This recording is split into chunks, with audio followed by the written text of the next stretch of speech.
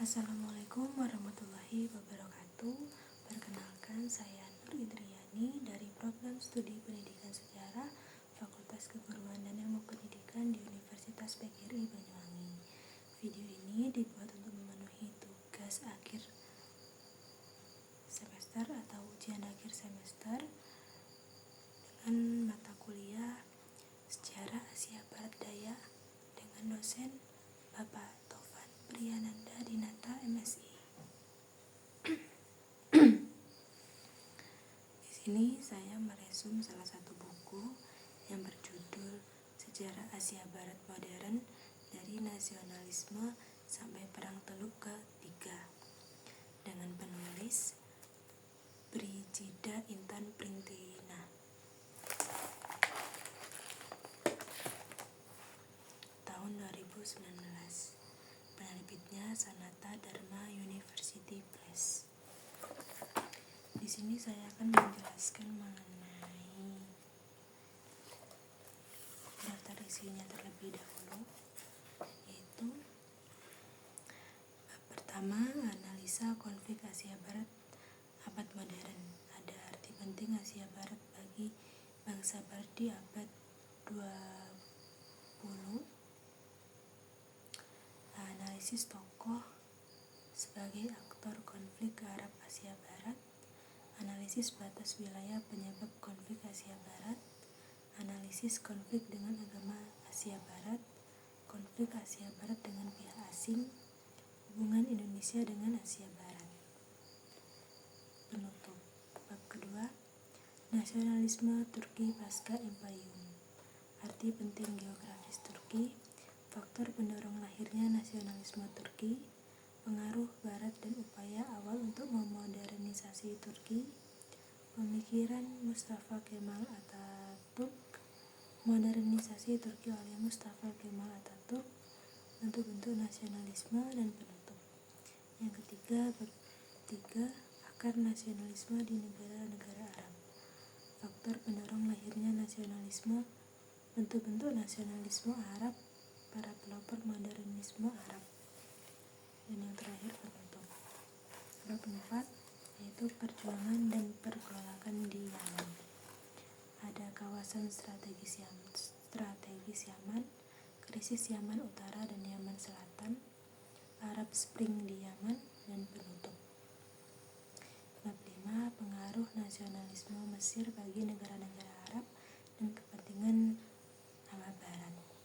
Ada kawasan strategis Mesir bagi bangsa-bangsa Arab, perjuangan kemerdekaan Mesir, konstitusi 1923 dan 1930, perjanjian Anglo-Mesir 1936, dan penutup. Bab 6, kemerdekaan Suriah dan Lebanon. Hubungan Suriah dan Lebanon. Munculnya pengaruh Prancis, kemerdekaan Suriah, Lebanon, dan meredupnya kekuasaan Prancis, dan penutup. Yang ketujuh, perang Palestina-Israel serta dampaknya bagi Arab dan dunia. Latar belakang konflik, upaya kedua belah pihak untuk meraih kemerdekaan, upaya perdamaian konflik Palestina-Israel, dampak bagi negara-negara Arab, dampak konflik bagi dunia internasional, dan penutup. Bab ke-8, pendudukan dan perjuangan kemerdekaan Iran.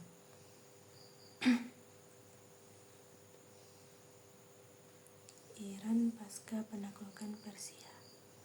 Perkembangan Iran di bawah kekaisaran. Krisis minyak dan pemerintahan. Akar ideologi revolusi. Revolusi Islam Iran 1978. Pasca revolusi Iran. Pengaruh Uni Soviet di Iran. Relasi dengan Iran Arab. Reformasi dan konsekuensinya tahun 1997 sampai 2005, dan penutup. Bab 9, pendudukan dan konflik politik di Irak. Irak di masa pergolakan. Munculnya Saddam Hussein di panggung politik Irak. Irak setelah Perang Dunia II, dan penutup. Pada bab 10, Perang Teluk I. Latar belakang Perang Irak Perang Teluk I tahun 1980, proses dan akhir dari Perang Teluk I, dampak dari Perang Teluk I dan penutup.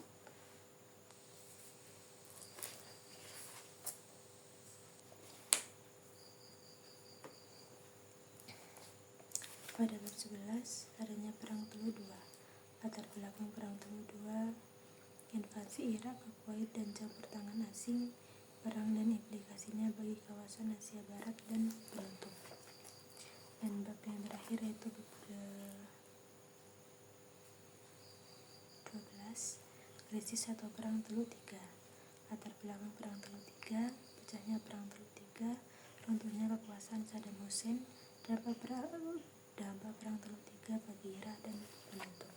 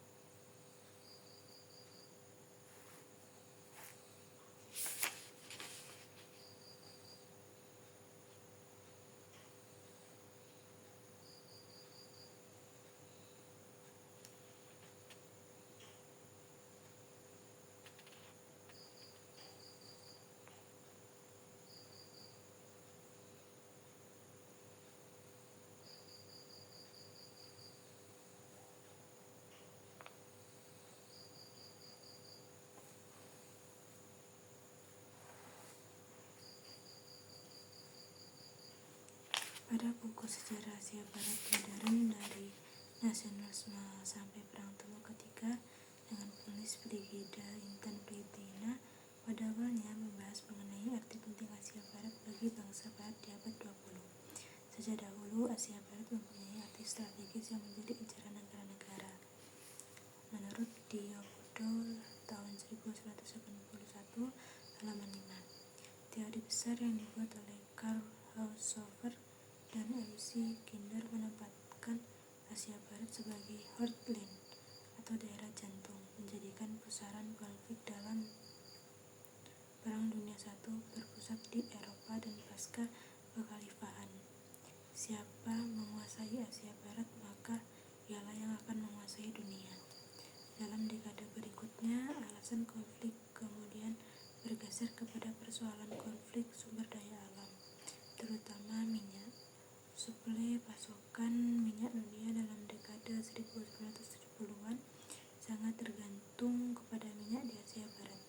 Maka tampak sekali kekuatan dari luar atau intrusive state yang mengakibatkan negara-negara di Asia Barat saling berkonflik. Dalam konteks ini, Amerika Serikat merestui berdirinya Israel sebagai negara yang bisa memberikan jaminan kepentingan Amerika Serikat di Asia Barat. Menurut Spanier tahun 1994 halaman 34. Asia Barat sebagai ladang gerakan fundamentalis dianggap sebagai penyebab utama mengapa konflik di Asia Barat masih hadir. Kajian geografi politik kemudian banyak diteliti oleh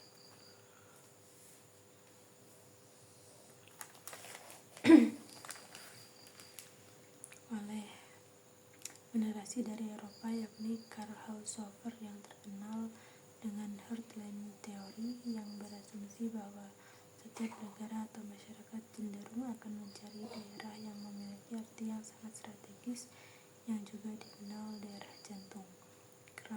Karl Haushofer menekankan bahwa siapa saja yang menguasai daerah jantung, maka ia akan menguasai daerah berikutnya. Bahkan pada akhirnya dunia, pandangan ini menjadi sangat monumental bagi kaum elit di Jerman untuk mengembangkan konsep Lebensraum atau teori ruang baru. Menurut Alaidir tahun 1989 halaman 56. Agak berbeda sedikit dengan pandangan Karl Haushofer, interaktor geografi politik M.C. Kinder dari Inggris cenderung menempatkan lingkungan dalam konteks laut. Teori ini kemudian dikenal dengan Rimland Theory,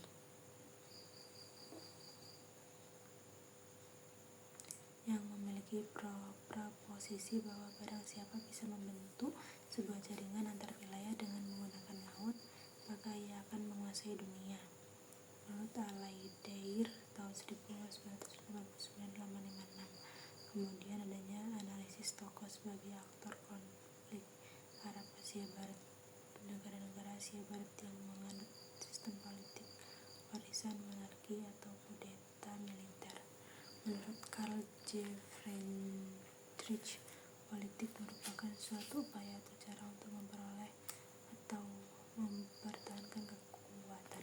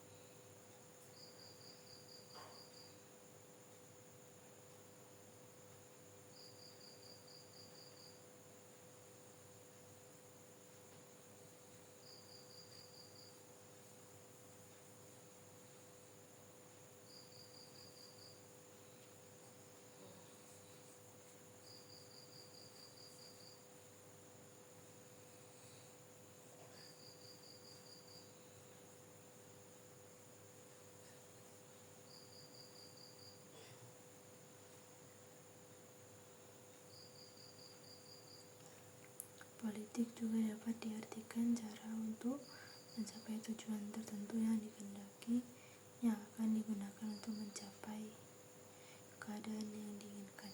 Sebagian besar negara yang berkonflik memiliki pemimpin yang cenderung diktator sehingga warga negara merasa tidak bisa sepenuhnya berpartisipasi dalam penyelenggaraan negara. Konflik berkepanjangan dalam 3 dekade juga dialami bangsa Irak karena faktor konflik. Saddam Hussein merupakan pemimpin paling diktator negara Irak karena dapat melakukan perang teluk hingga 3 periode.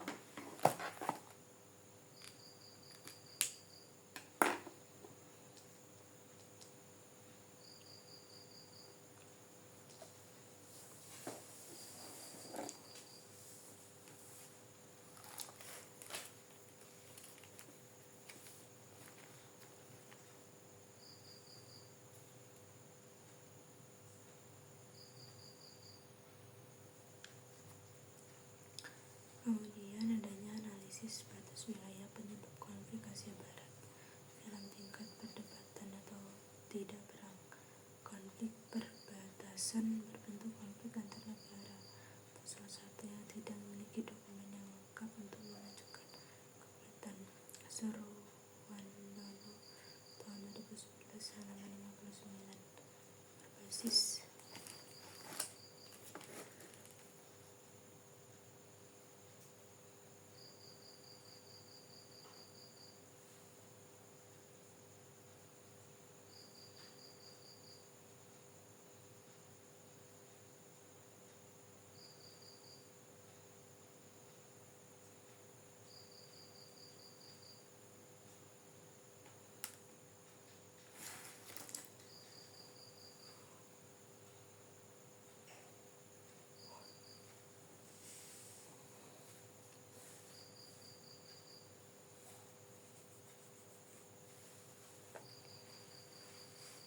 Berbasis perbatasan memiliki arti substansial dan didukung kekuatan untuk mendapatkannya. Misalnya konflik Mesir-Israel, konflik Irak, Kuwait, bila pula berbasis ideologi keagamaan di mana terdapat kelompok-kelompok militan yang satu sama lain sudah saling merasa dipinggirkan, baik oleh negara atau kelompok yang lain.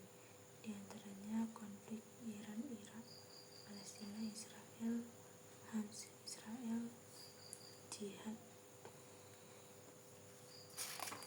Islam Israel, Hizbullah Israel. Berbasis natural resources di mana terdapat sumber alam yang signifikan seperti air dan minyak. Misalnya konflik Sudan, Mesir, Irak, Kuwait, Amerika Serikat, Iran, Irak. Menurut Soekarwo tahun 2009 halaman 145. Dari sisi kepadatan penduduk, tampaknya ada gejala yang menarik. Daerah dengan kepadatan penduduk yang tinggi ternyata memiliki peluang yang besar untuk mengapresi